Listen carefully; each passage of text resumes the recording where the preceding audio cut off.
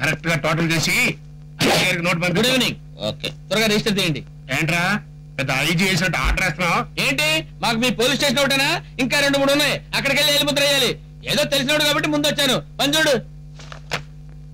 సిగ్గుచేటు. చచ్చా, ఓ బజార్ రోడ్డు బెదిరిస్తే భయపడి రిజిస్టర్ చూపించే పొజిషన్ వచ్చేసింది. నా పొజిషన్ ఏంటో నాకు బాగా తెలుసు. ముందు నువ్వు కరెక్ట్ గా పొజిషన్ నిలబడవు. వేలు ముద్ర వేయాలంటే నా ప్రశ్న సమాధానం చెప్పాలి. అయిపోయింది. కొంచెం పెయింట్ అయ్యేసరికి తాలిబాన్ టెర్రరిస్టుల డిమాండ్లు మొదలు. డిమాండ్ కాదు మరి డౌట్. ఉదయం మా తమ్ముడిని హైదరాబాద్ అనుకుని ఇన్సల్టింగ్ గా మాట్లాడారంట. నీకేనా తెలుసు? వాడే వీడు. వాడు వీడు కాదు, వీడు వాడు కాదు. అందుకే వాడు నాకు ఫోన్ చేసి చెప్పాడు, నేరం చేసింది నేను, కావలిస్తే నన్ను శిక్షించండి. వాడిని ఏమన్నా అన్నారా? AK-47 తో వీపు కోక్కున్నట్టే. అంటే ఆడు నీకంటే పెద్ద క్రిమినల్. ఆ ఫ్యామిలీలో కొంచెం ఎక్స్ట్రాగా ఎక్కువ చదువుకుంది వాడేనండి. ఏం చదివాడు? ఈనాడు పేపర్. ఈనాడు పేపర్ కాదు, ఫారెన్ లో MBA చదివాడు. ఫారెన్ లోనా? చూస్తేట లేడే. చూస్తే తెలియదు, విచారిస్తే తెలుస్తుంది. సరేగాని నువ్వు మీ అన్నయ్య ఏమో ఫారెన్ లో చదివాడు అంటున్నావు, మరి నువ్వేంటి కేడిలో తయారయ్యావు? విద్య విచిత్రం అంటే అదే సార్. పోలీస్ కొడుకు దొంగ కావచ్చు, డాక్టర్ కొడుకు పేషెంట్ కావచ్చు. ఒకే కొమ్మకు పూసిన 2 పూలు, ఒకటి రాజకీయ నాయకుడి మీద పడచ్చు, ఒకటి శవం మీద పడచ్చు. ఇదిగో ఇదే ఇదే ఎట్లాంటి లాజిక్ అని డెడ్ బాడీ మోసుకునే దగ్గర వెళ్ళి చెప్పు. అందుకేగా మీకు చెప్పేది.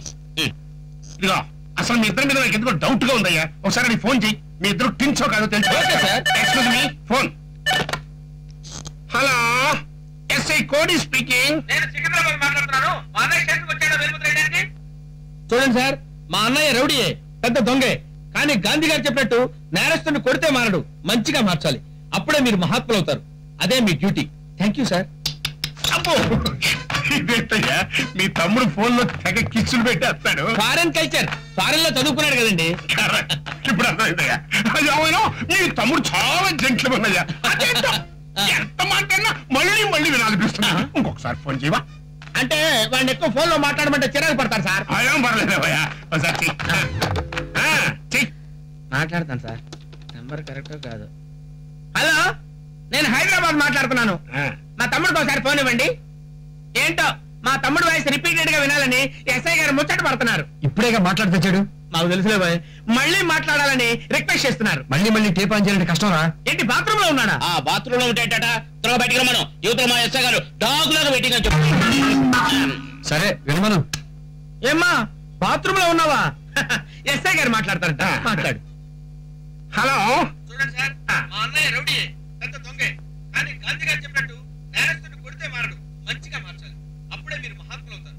అదే మీ డ్యూటీ. Same continuity. మాటే కాదు, అక్షరం కూడా మార్చలేదు. చెప్పిందే చెప్పి చెప్పడం అనిచేయండి. అప్పుడు ఒక మాట ఇప్పుడు ఒక మాట మాట్లాడే వంశం కాదు సార్ మాది. ఎప్పుడు ఒక మాట మీద ఉండే ఫ్యామిలీ మాది. అవునయ్యా, చాలా ఆదర్శమైన ఫ్యామిలీ. సార్ మళ్ళీ ఇదే టైంలో ఎక్కడ కలుద్దాం? వస్తాను సార్. అవునుకో, మీ సికింద్రాబాద్ అడిగాని చెప్పాలి. అలాగే. ఏంటి అడిగేది? సికింద్రాబాద్ హైదరాబాద్ 2 వీడే కాదు, వేరే. ఓహో, నిన్ను బాగు చేయటం భగవంతుడి వల్ల కూడా కాదు.